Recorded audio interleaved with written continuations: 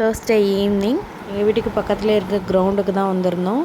Cycle எடுத்துகிட்டு ஒரு round போயிட்டு அங்கே மற்ற கோச்சிங் கிளாஸ் மாதிரியும் நடக்கும். ஃபுட்பால், கராத்தே, சிலம்பம், குரூப்பாக கிரிக்கெட் எல்லாமே விளையாடிட்டு இருப்பாங்க. அங்கேயும் ஒரு ரவுண்ட் போயிட்டு வந்துட்டு அதுக்கப்புறம் கோவிலுக்கு வந்துட்டோம்.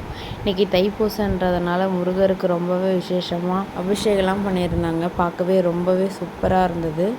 சரி, கோவிலுக்கு போயிட்டு நாங்களும் சாமியெல்லாம் கும்பிட்டோம். ஓம்னு எழுதியிருந்தது இந்த பூவில் ரொம்பவே அழகாக இருந்துச்சு. முருகர் ரொம்பவே அழகாக இருந்தார். ஸோ அங்கே சாமி கும்பிட்டுட்டு அங்கேருந்து நாங்கள் கிளம்பிட்டோம். ஈவினிங் அவங்க தாத்தா கூட கொஞ்சம் வெளியே போயிட்டு வேலையெல்லாம் முடிச்சுட்டு வரக்குள்ள ஸ்நாக்ஸ்லாம் வாங்கிட்டு வந்திருந்தோம். சமோசாலாம் விஹானுக்கு கேக் வேணும்னு கேட்டு வாங்கிட்டு அவரும் சாப்பிட்டுட்டு இருந்தார்.